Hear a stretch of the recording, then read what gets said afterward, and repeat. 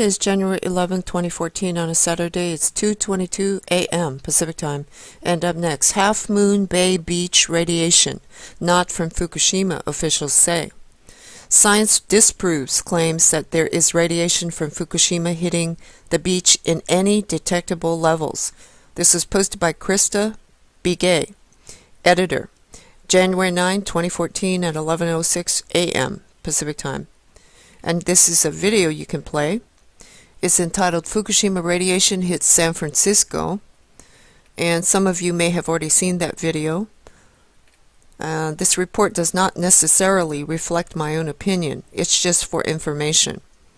The radiation reading on a recent YouTube video showing high levels of radiation on Surfers Beach in El Granada using a Geiger counter are naturally occurring radioactive materials, NORM, not attributable to Fukushima, according to a report from the California Department of Public Health. Recent tests show that elevated levels of radiation at Half Moon Bay are due to naturally occurring materials and not radioactivity associated with the Fukushima incident, said spokeswoman Wendy Hopkins of the California Department of Public Health. There is no public health risk at California beaches due to radioactivity related to events at Fukushima. San Mateo County health officials also say that after testing the sand on December 27th, that higher levels of radiation on Half Moon Bay and Pacifica beaches appear to be from naturally occurring minerals, typically found in coastal geology, said Dean Peterson, Director for Environmental Health Services for San Mateo County. The radionuclides are in the NORM class of radioactive substances and not from Fukushima, concurs Dan Scythe, CEO for International Medcom, which designs and manufactures Geiger counters, a device used to detect radiation hazards in the home, workplace, and environment.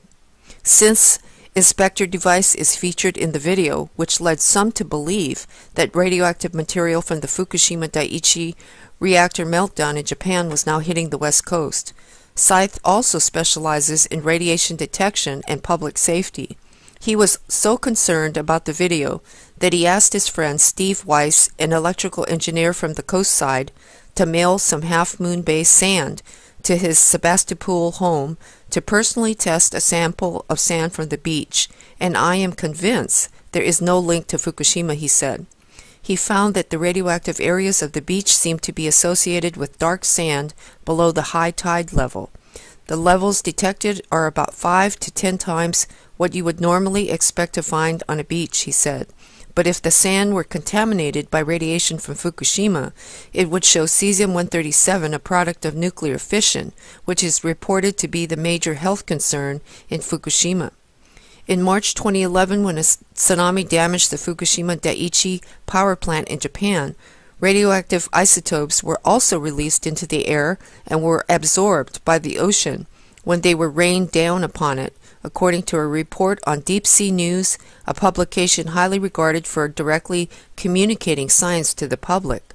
These two pathways introduce mostly iodine-131, cesium-137, and cesium-134, but also tellurium, uranium, and strontium to the areas surrounding the power plant. What Scythe found on Surfers Beach was not this. He got radium and thorium, which are naturally occurring radioactive elements, he said. The radiation level is elevated but roughly equivalent to some granite countertop material from Brazil. He documented his findings in a blog post on the Geiger Counter Bulletin right here at this link. And you can click on that, folks, if you wish. Whether this material is naturally occurring at this beach or not remains a question, said Scythe. There are reports that a pipeline was once at this location, and oil pipelines can collect heavy radioactive minerals. He believes the beach is safe, but would err on the side of caution with young children and babies to make sure they don't inhale or eat the sand, said Scythe, who describes himself as conservative when it comes to dealing with controversial issues regarding radiation health and safety, and prefers a more precautionary approach, he said.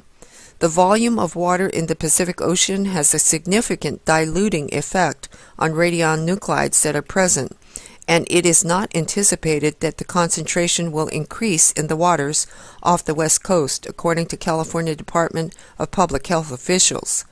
Still, Scythe hopes the state will do further testing to determine the origin and full nature of the hotspots on the beach, but we are confident that it is not related to Fukushima based on the spectral signature, he said.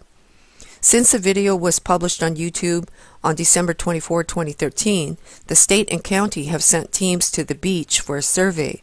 According to the Cal Office of Emergency Services, the California Department of Public Health Radiologic Health Branch did testing last week, as did the San Mateo County Health Environmental Office.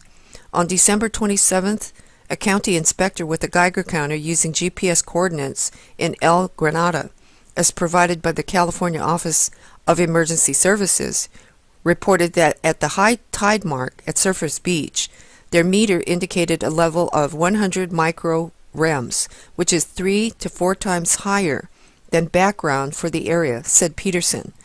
This level is not a public health concern, he said, with respect to levels of radiation. It is safe to visit any of our coastal beaches. Okay, and if you'd like to read more, folks, I'm going to have to stop right there. I put a link at the bottom of the video. And again, this does not reflect my personal opinion. It's just for information, and it's up to the viewer to decide. And this is by Krista B. Gay, who is an editor, and she gets all the credit for the content. Alright, and the YouTube video, I will post a link to that YouTube video for all of you, and that video will be credited to the YouTuber. Thanks for watching. Pink out.